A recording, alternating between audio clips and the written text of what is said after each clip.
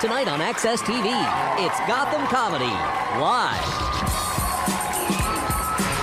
Get ready to laugh with Jamie Lisso, Zainab Johnson, John Huck, Mike Yard. This week's host, John Caparulo. Gotham Comedy Live, all happening right now. Ladies and gentlemen, John Caparulo!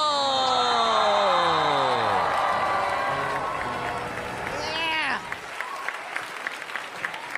Fuck yeah, huh? Gotham Comedy Live in New York. This place fucking scares me. It is. This place, I mean, I've lived in L.A. I'm from Ohio, which you can... Shut up, it's not a joke. That's real shit, all right? But I mean, I've lived in L.A. for 15 years. This place is different. I can't figure out cabs. Why do they need me to tell them where to fucking go? I mean, they should know their city by now. I mean, I was here for Thanksgiving a couple years ago. I got in a cab and I'm like, I get in, I'm like, MetLife Stadium. He goes, you got cross streets? I'm like, yeah, MetLife Stadium and MetLife Stadium's fucking parking lot? I mean, what? If I got in a cab and said, I mean, can you take me to Grandma's house? I could understand. You'd be dick. But I went to, it was at the butt fumble game. That's it, yeah. That's a pelt on my wall, huh? That's impressive. Some people saw the Immaculate Reception. I was there for the fucking butt fumble. I like football. I'm a football fan. I got to go to the Super Bowl a couple times. That was cool. I didn't play. I didn't get to dress for the game, but I got to go to Super Bowl 45 and 46. It was cool to, you know, it's cool to go to the Super Bowl because then I don't have to go to a Super Bowl party.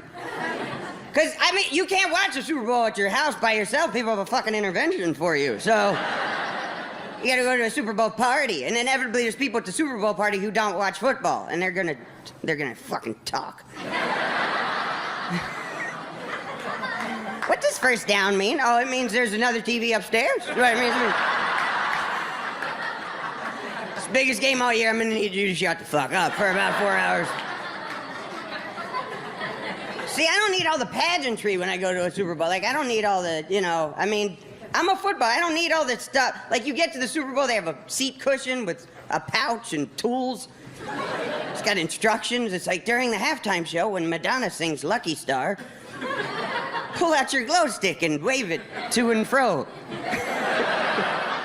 Like, or Madonna could go fuck herself. I mean, there's that option too. I'm just saying. The first time I went to Super Bowl 45 was the Steelers and Cardinals. I went. Fucking relax. I went. My buddy's a Steeler fan, so we went. We bet on the game. $200 bet. My friend decided to be a dick because he lost. Paid me off in all $2 bills. Imagine the commitment it takes to be that much of a dick. I mean, you can't go to the ATM for that. I mean, you gotta go to the bank, stand in line, go up to the teller. Yeah, I need 100 twos. I mean, teller's probably like, you're just being a dick to somebody, aren't you?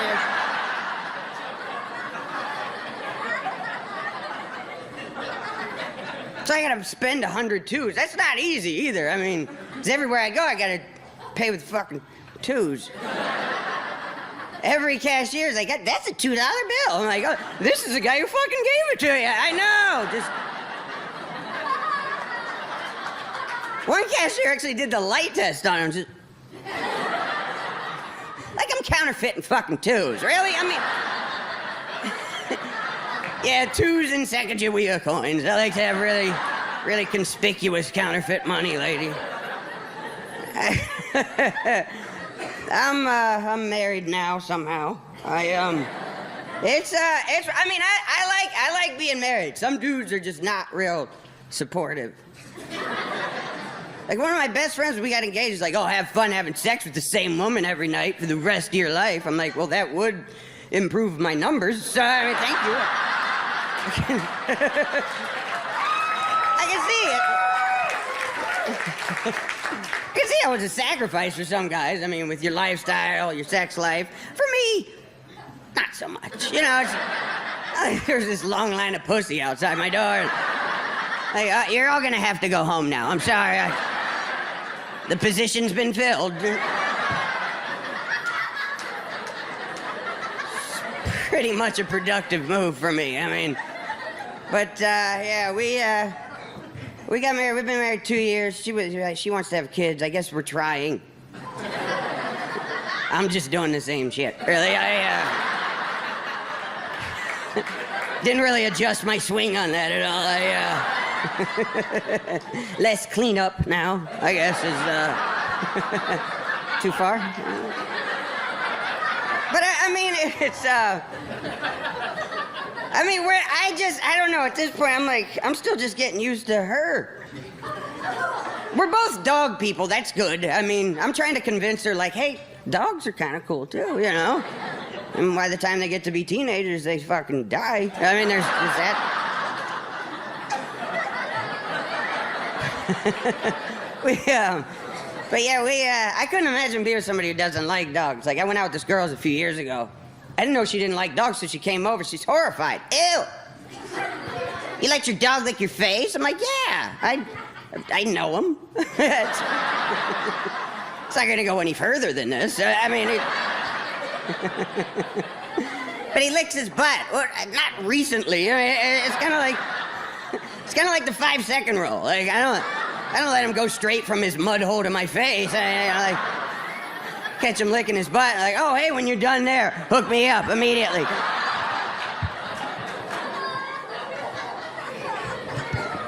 I like dogs.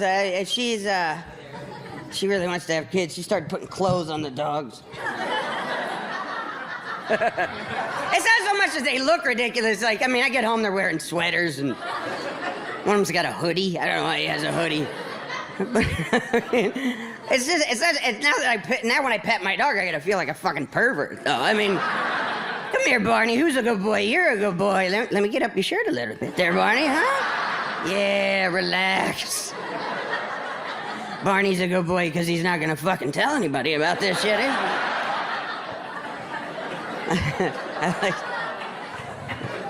he? It's being married's different. There's now, you know, she tries to get me to eat healthier. She shops at Whole Foods. It's fucking hippie. I've been there once myself. I did like 3 laps with an empty basket and left. I was mad. I'm like, how are you people still in business? I mean, like, this lady's like, can I help you find something? I'm like, yes, something I'd fucking recognize. It would be fantastic. Yeah, where's your Oreos aisle? Do you have that? I mean...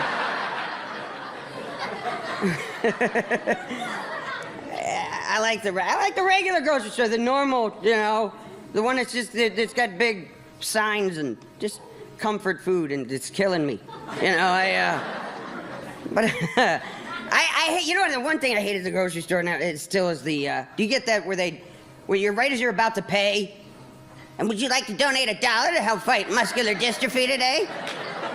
No, I'd much rather look like an asshole in front of everybody else in line right now, actually.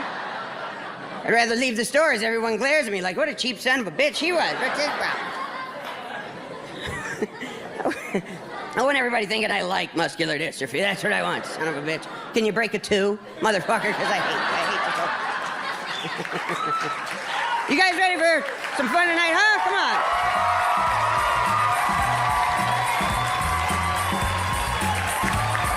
Stay tuned for more laughs on Access TV, live from the Gotham Comedy Club in New York City. Jamie Lissow is taking the stage when we return.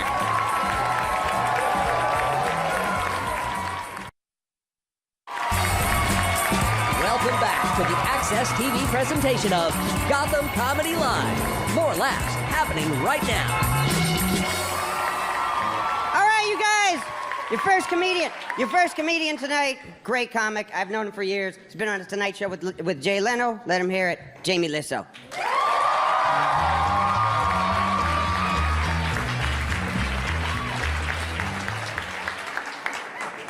Thank you guys so much, man. This is, thanks everybody for coming. If you guys hadn't come, this would be fucking weird. I love this club, man. It's got such a great view.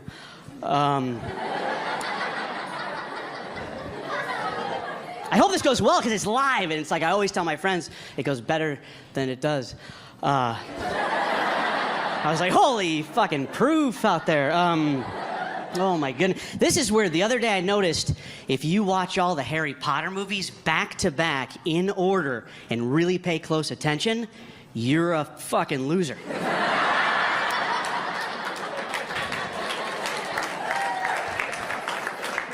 Oh, it's just gorgeous out tonight. New York is a weird place. I hurt my finger the other day, and I had to go to the emergency room, and the doctor looked at it, and he goes, man, Jamie, that is a bad fracture, but it could be worse. And I go, really? And he goes, yeah, you could be a magician. And I said, what do you mean? Because I wouldn't be able to, like, hold the tricks and stuff? And he goes, no, man, it would just fucking suck to be a magician, wouldn't it?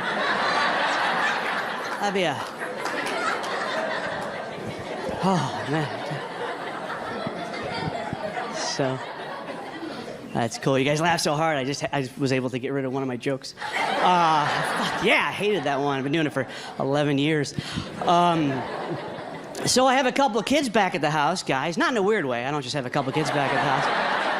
That would be weird to admit that, you know. But I do. I have 2 kids at home, and sometimes people are like, Jamie, you have 2 kids. Do you have a favorite? Which is a ridiculous question, right? You know, obviously I do. You know what I mean? But I would never say anything, you know, because it's weird, because it's my neighbor's kid.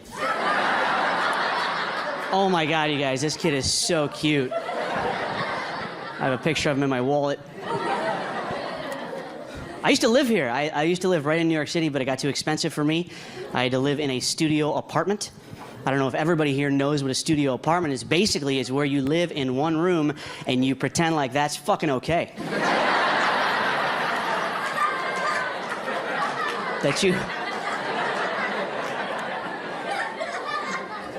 My friend came over, he's like, dude, here's your new apartment. Thought maybe you could show me around your place. Which I don't know if you guys ever given a tour of a studio apartment. But it always goes the same way. You know, you're like, okay, and right here we have the... And then you just start crying because your life is shit.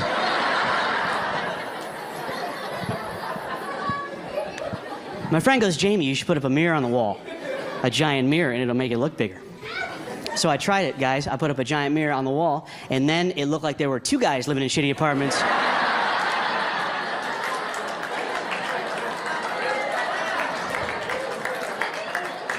2 failures in matching pajamas.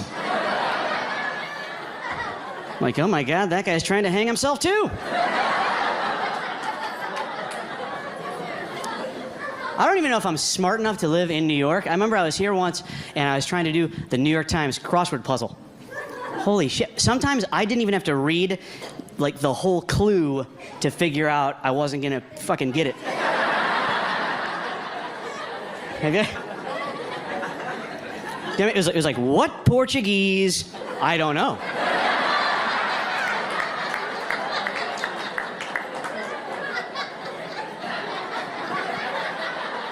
I don't think I know one Portuguese thing. I wouldn't be able to get that one if you let me write the rest of the question.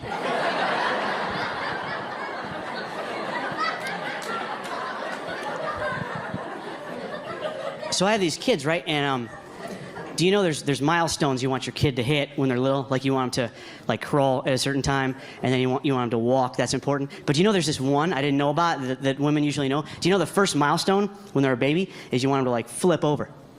Right? That's like a big thing when the baby flips over from front to back. That's a real thing. I didn't know that was a thing, right? And my wife, when we had a baby, one day she goes, Jamie, get in here. The baby, Charlie, is about to flip over. And I just didn't go in there. You know what I mean? I just didn't.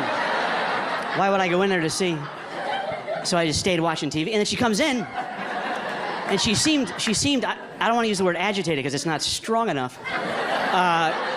But she goes, you missed it. Charlie flipped over, and you missed it. And I go, who gives a fuck? That's what I said without thinking. I said, who gives a fuck? And then she looked at me so angry. I said, no, I mean like a cheer, like, who gives a fuck? I do. Yeah. That's a real thing, you guys, to flip over. I remember my wife's friend was over once, and they were all worried because she was like, oh man, Cindy is almost 9 months old, and she hasn't flipped over yet, you know. And I was like, yeah, I don't think it fucking matters. You know what I mean? Sorry to interrupt, but I don't think it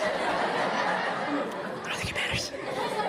And she was like, well, how do you know? And I go, no, I'm just saying Cindy, you know, she might not be doing it now, but she'll be fine.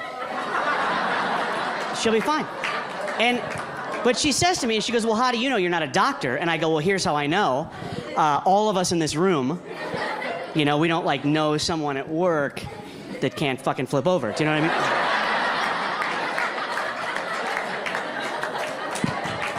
mean? Yeah, like we all learn to do it.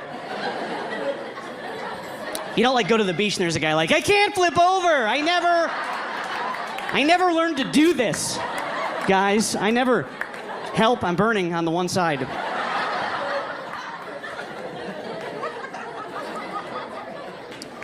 It's weird having a little girl too, because there's going to be talks we're going to have and stuff. There's boys are going to come over. She's going to get, you know, tits or whatever. And you're not. I probably won't use the word tits, you know, but it's. But what I thought was, I was thinking a great idea would be to just teach my daughter to give the best hand job in the world. And well, no, like I wouldn't teach. Hold on, hear me out here, guys. I think you should just give me a second on this one. Well, all I'm saying is a hand job, think of all the good things that come from a hand job, okay? There's no baby. That's why they call that a happy ending, because there's no baby. And there's no diseases. Okay. Listen, guys, I'm just saying that I don't want my daughter to end up on one of those MTV shows, you know what I mean? There's no MTV show called 16 with cum on my hand, you know what I mean? There's no... Right? Oh, you know...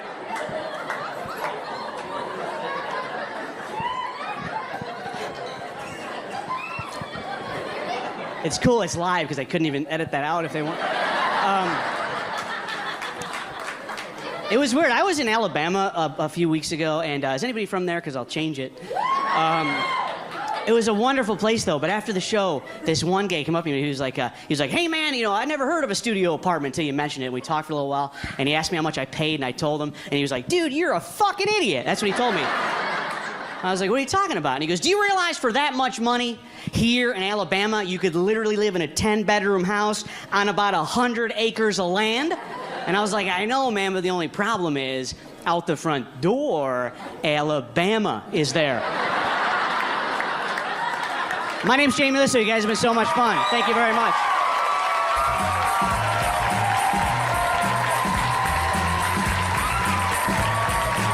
Stay tuned for more laughs on Access TV, live from the Gotham Comedy Club in New York City. Zainab Johnson is taking the stage when we return. Welcome back to the Access TV presentation of Gotham Comedy Live. More laughs right now. Your next comic, you know her from Last Comic Standing. Give it up for Zainab Johnson. Let her hear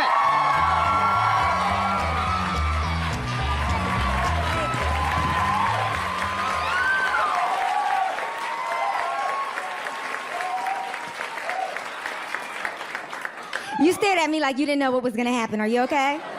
She's like, is it really? It's me. You wanna? Yeah, you just made me feel famous. Hey. So, I appreciate that.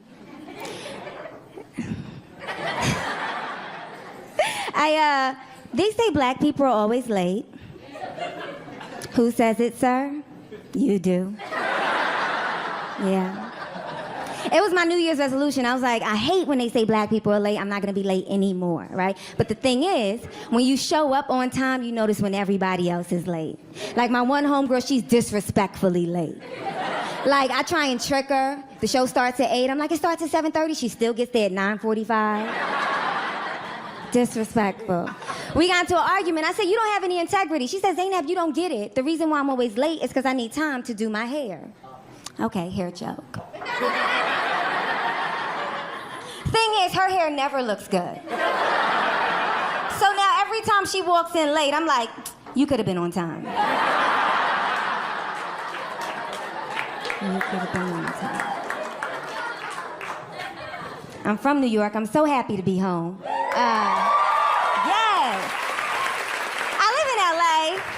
I I live in LA and I live in an area called Hollywood and Highland. Somebody told me, oh wow, you're from New York, you live in Hollywood and Highland, that must be just like Times Square. No, it's not. Times Square, you see people going to work, coming from work, handling business. Hollywood and Highland, I walk out my door, I see the same homeless woman shitting in front of Starbucks. Every single day, I think that's the way she communicates. And I'm a little bit envious because every time I see her, I'm like, how are you getting so much waste? I have to drink a kale smoothie every morning. But you, seemingly with nothing, are shitting effortlessly.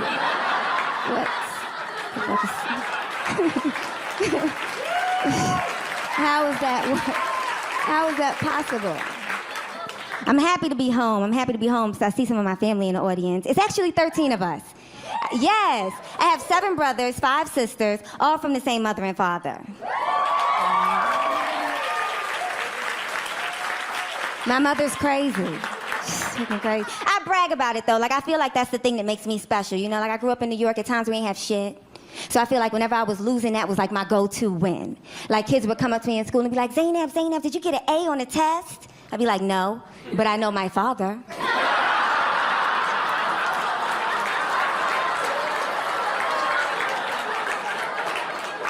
I come from a 2-parent home. What are the odds? When I played sports, if ever I lost, the other team would be like, we won, that's why we won. I'd be like, you won today, but who's winning the custody battle between your parents? You might have to change school districts. I want to be married. I really want to be married. I think marriage is great. I came from parents that are married, grandparents that are married. I feel the pressure, though, to marry a black guy. Besides the obvious reasons, like I'm black. But of 13 of us, 6 are married. Of those 6, nobody has married a black person, not one. Like, we were so happy when my brother started dating a black girl, we didn't care he was cheating on his wife.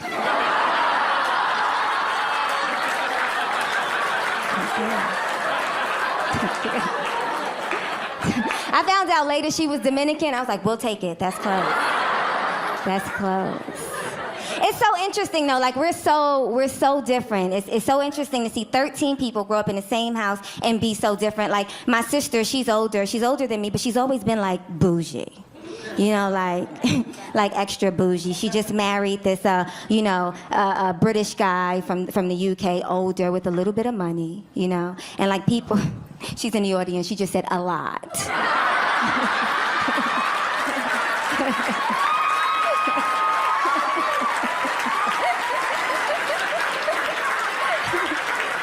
Just to prove her bouginess. So she has all these like designer items and people always say, wow, you know, you have all these nice things. What do you do for a living? She responds, I'm married. And like, I'm her sister, I know I should root for her, but every time she says it, I'm just thinking, bitch. Such a fucking bitch. My younger brother, he's complete opposite. He hood boy from New York. Could do anything he wants in the world, but he likes the hood. He likes to be like hood relevant, you know? Like, he likes to say this thing. He says that with anything he doesn't like, he's like, that shit is trash. Everything. Like, he hates the fact that I have a shaved head. He won't even FaceTime me. He hates it. He says every time he sees me, he says, Zainab, man, that shaved head, that shit trash. That shit. But he says it like he cares about that shit trash. And he always follows it with, that's a fact. Like, it's not my opinion. You know, he says it like, Wikipedia, check it. Like,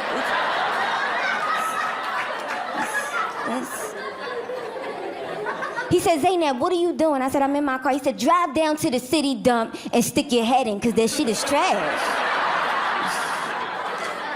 That's your fact. He says it about anything, though. He can see a pretty girl he likes. Yo, I'm trying to take you out. No, I'm good. Oh, she trash. That's your fact. Like, he got to tell all the guys that's gonna try and holler at her, nah, she trash. That's a fact. She be wearing lip gloss. Like, It's Anything. I'm like, yo, Ab, you want a banana? Nah, bananas is trash. They got too much potassium, that's a fact. My little sister, she had a baby. We go to see the baby. Newborn baby, we're saying everything you say about a newborn baby, right? Oh, the baby's cute. Oh, wow, he looks like you. Oh, my God, you pushed out a 9-pound baby? My little brother walks in the room. Oh, that baby trash. That's your fact. He pointed at it like it was a crime scene. That's your fact. I said, you can't call a baby trash. He said, man, he trash, his pop's trash, that baby trash. That's your fact. He was the first person that had the baby's picture screen saved in his phone. I said, I thought you said the baby was trash. He was like, that's my nigga, though. It's the most inappropriate baby conversation I've ever heard. He hit me on Facebook the other day, and I wish that it was a private message, but it was on my wall. And it read, Zainab, grow your fucking hair back. You got people thinking something is wrong with you. For real, grow your shit back. And like I said, he's hood, you know, like just unnecessary, like I kill your mother, eat your kids. Like just scary, right? So I'm imagining him typing it very aggressively, like, Zainab, grow your fucking hair back. I don't know why I feel like hood boys can only type with one finger. Y-O, where the fuck is the U? Where the fuck is the U? That shit trash. I'm Zainab, y'all. Thank you.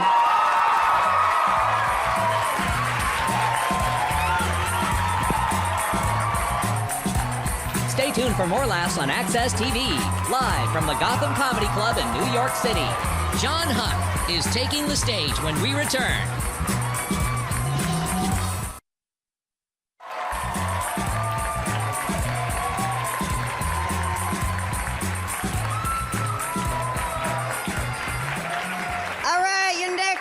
Is the co-host of the Full Count podcast. Give it up for John Huck.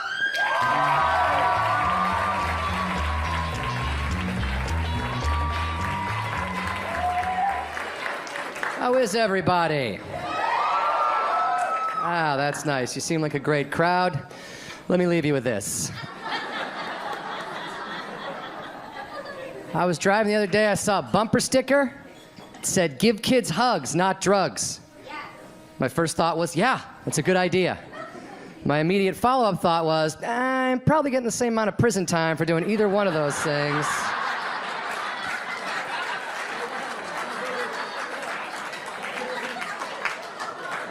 I feel like I'd be better off going to a crowded playground and just throwing out fistfuls of crack rock like birdseed, rather than showing up like, hey, who wants a hug? Come on, give me a hug! What's that, officer? No, I don't have children of my own. I saw a bumper sticker and I do what signs tell me. I'm an idiot. Sorry if I seem tired. I've not been getting the proper amount of sleep lately. Where I live, the communal washer and dryer to my entire apartment complex backs up to my living room wall. Right. So I can hear people doing laundry all hours of the night and day, which is not a big deal as long as people are washing human laundry. Shirts, pants, socks, stuff like that. Got a new neighbor who doesn't understand that? Every other day, she's like, what? It's 3:30 in the morning. This is a perfect time to wash a load of zippers, nickels, and drill bits.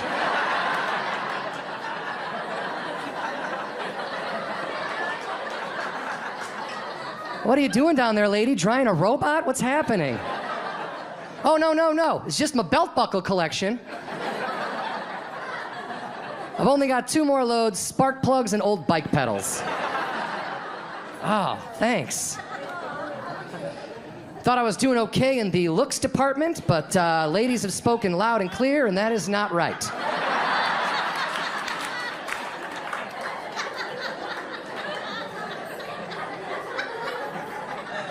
Was out at a bar, minding my own business, watching the TV, noticed 2 women on the other side of the bar staring at me, burning a hole in me. So I was like, I should go talk to these ladies because I think that's how society works. I have no idea, really. I don't get out a lot.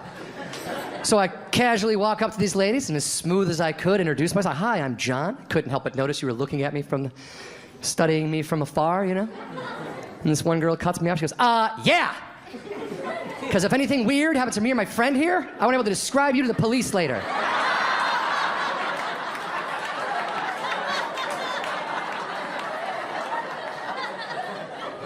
Okay, have a nice evening. I'm gonna go back to my seat.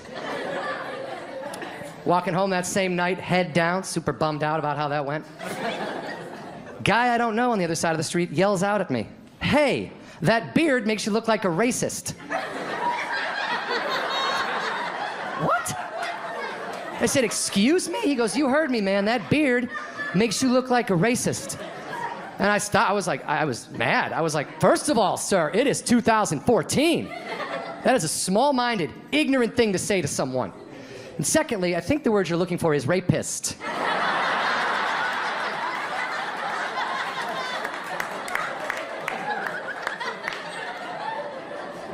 It's a P, moron. It's a P. Ignorance is everywhere, though, guys. You can't learn everyone all at once, anyway. I don't think I'm going to have children. I don't think that's in the cards for me. Not because I'm anti-kid or I hate kids or anything, but I'm actually afraid of dad anger. In case you don't know, dad anger is a disease that affects 99.9% of all men with children. And I've seen it firsthand, and I don't want it personally. I remember being 7 years old, looking into the kitchen of the house I grew up in, and I could see my dad in there. He was getting into a fight, a physical altercation with a piece of individually wrapped American cheese. And it was just getting worse and worse. He was like, "Oh, fucking cheese. God damn it, cheese, cheese." He rips it in half, throws it on the ground, storms out of the kitchen. I'm 7. I'm like, "Oh my God, he hates cheese. I don't want to be an adult if I can't love cheese. That looks awful." As I got older, though, I realized that wasn't about cheese at all. That piece of cheese represented my father's dreams.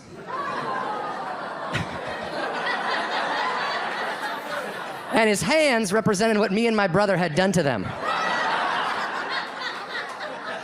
Could have been a National Geographic photographer, fucking kids. And I want to love cheese forever, so I'm not going to have children. It's a math problem. I like baseball. I watch a lot of baseball. You guys like baseball? All right. It's a better response than I usually get. No, I like baseball. I watch a lot of the Major League Baseball Network, which is a channel that talks about baseball 24 hours a day, 7 days a week, 365 days a year. And it's really exciting when the baseball season is happening, right? But in the off season, it takes a little bit of a dip in the action. I was watching it one day, like 4 months before spring training, and these two guys on there, I felt bad for them. They were like out of topics, right? One guy was like, "Hey, where'd you go to school again?" Like they weren't even, like nothing, what? Like what's your wife's maiden name? Like what kind of car do you drive? Nothing to do with baseball. And I felt like you could sense a producer off camera, like, "Come on guys, baseball, baseball, baseball." And one guy was like, "Oh yeah, baseball." And he just pulls a topic out of thin air and he says, "Hey, what if the players from back in the day were to come back now and see the way the game is played?" The other guy's like, "Oh my God, a topic. Awesome." And his quote was, "Yeah, I mean, if Babe Ruth came back today, the first thing he'd say is, 'Wow, look at the velocity on these pitches.'" And I'm sitting at home like, I don't know about that. I don't claim to know Babe Ruth. I don't claim to come from the time of Babe Ruth, but I've seen some documentaries and I've read a couple of history books. And I think if Babe Ruth came back today, see the way the game is played now, one of the first things he might say is, "Holy shit, there's a lot of black people playing this game." Followed closely by, "Why are my powers useless against them?" "Somebody give me a Cuban cigar." What? It's turned into a trade embargo joke at the end, guys. It's literally the highest proud thing I'll say all night. My brother's an idiot. He doesn't have a TV, don't worry, we can talk about him. He doesn't think before he speaks. He's only a few years younger than me, does not think before he speaks. I was out at a bar, minding my own business, eating dinner by myself, because I'm super popular. And I turn to my right, and like 4 tables away is Weird Al eating dinner with his wife like a human being. And I freak out. I'm like, oh my God, I love Weird Al. Oh, I was like, really influenced me as a kid. I thought Weird Al was fantastic. My brother loved Weird Al. So I get away from the table. I don't want to freak out next to him. So I get away from the table. I call my brother. I say, hey man, you got to get down here. Weird Al is here. To which he responds with, huh? Yankovic or Pacino?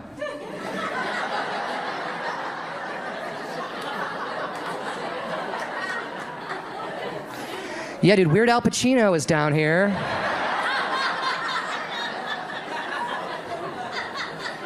He's got an accordion, and he's shouting out lines to Son of a Woman in Scarface. You're the first person I called. Click. Guys, I'm John Huck. Thanks a lot. Enjoy the rest of the show. Stay tuned for more laughs on Access TV, live from the Gotham Comedy Club in New York City. Mike Yard is taking the stage when we return.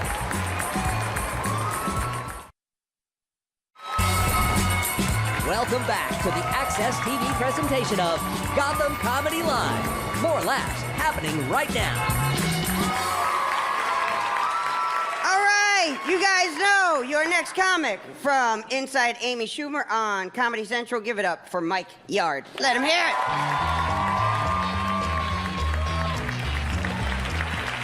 Hey, what's up? All right, that was kind of whack. Thank you. 40,000 people in here, but you're the only one. I appreciate that. I don't blame y'all. I don't want to be here either. I really don't. If I didn't really need this $25, I would not fucking... What are you gonna do, right? Netflix ain't gonna pay itself. Gotta fucking get that Netflix money. I'm lying. I love doing this job, man. I love doing comedy. I can't do anything else. I tried to have a job. I did. I used to have a regular... Why are you laughing? I did. I used to have a regular job. I was in the Matrix, but I had to get the fuck out. Because the Matrix is scary, yo. You know what it is? There's too many rules when you got a job. Like, I'm not a rule person. You got to know who you are. There's no rules to comedy. That's why I love doing this. No fucking rule. None. The only rule is be funny. That's it. And you don't even have to do that sometimes. There's a lot of times where you look at the audience like, my bad. I thought this shit was hilarious when I wrote it. It's the only rule of comedy. There's no drug test to this job. None. None. You hear me?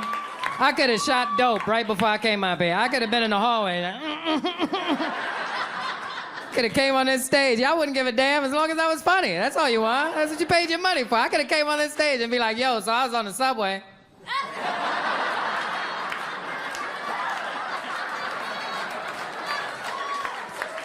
I'd be like, that heroin addict was hilarious. The way he kept nodding out in between jokes was suspenseful. I can't do it, man. It's too many damn rules. Like most jobs, you gotta be there, what, like 8, 9 o'clock in the morning, right? 8. Now, like, why? Why? I'm not gonna work at 8 o'clock, so why the fuck am I here, right? I could have had my coffee and bagel at home. You're just making me uncomfortable while I eat my breakfast. Because I'm gonna eat regardless. Fuck this job. 8, 9, that's too early. And then they want you there for 8 hours, minimum. Most people do more than that, but minimum 8 hours. Like, what? 8 hours? What the fuck? Like, what are we doing here that gotta take 8 hours to finish? Like, what are we, saving the world here at Staples? What the fuck is really going on? 8 hours, that's too much time. That's too much time. There is nothing in my life that I want to do for 8 hours in a row.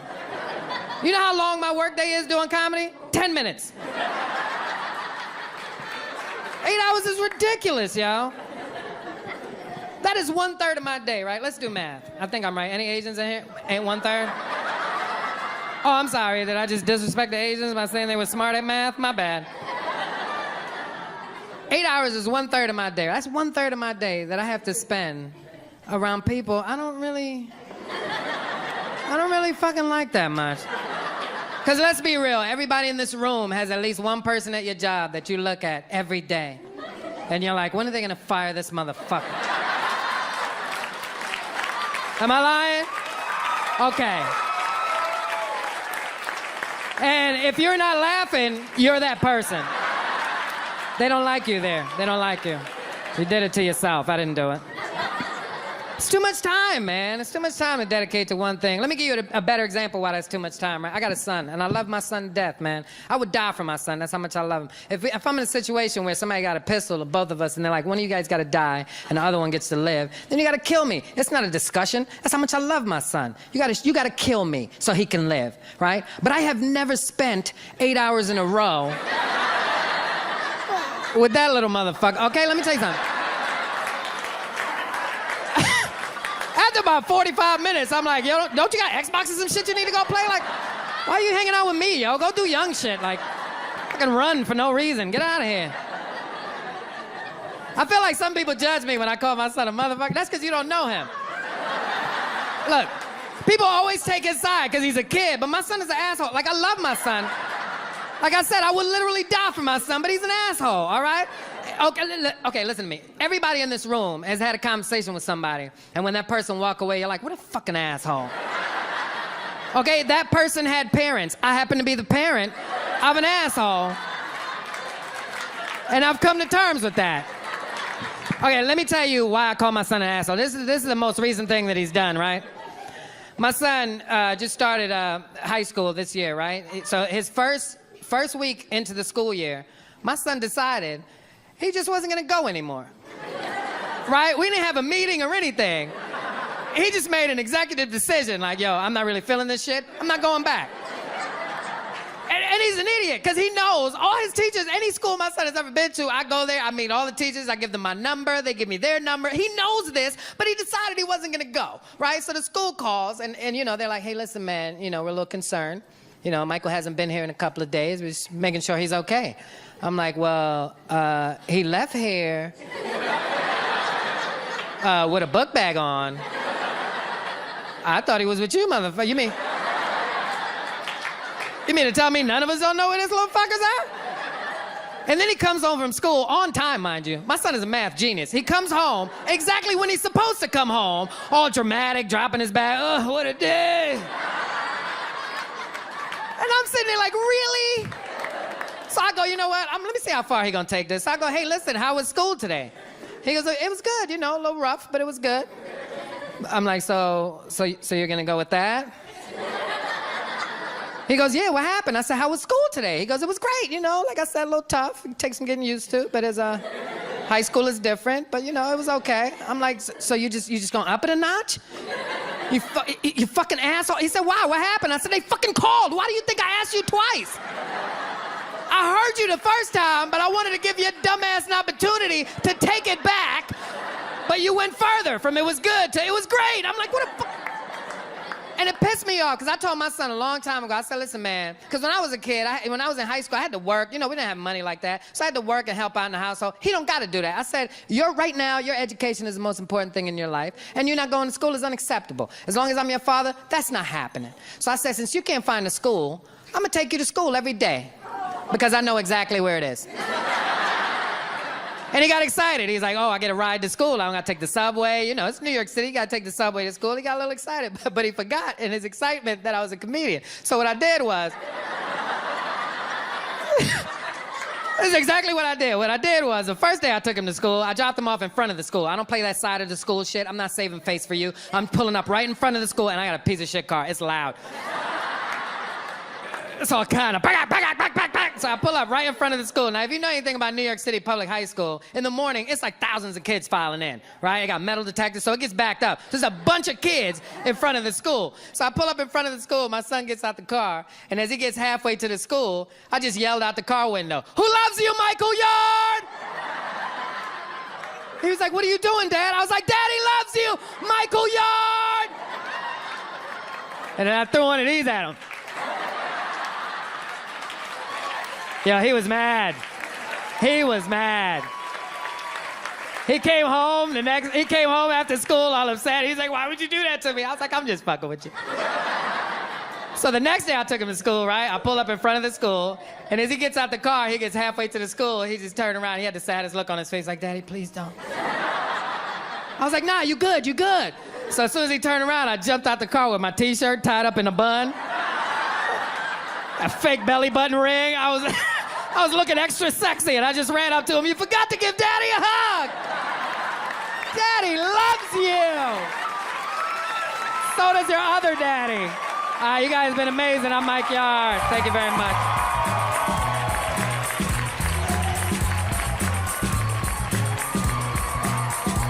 Stay tuned for more laughs on Access TV, live from the Gotham Comedy Club in New York City.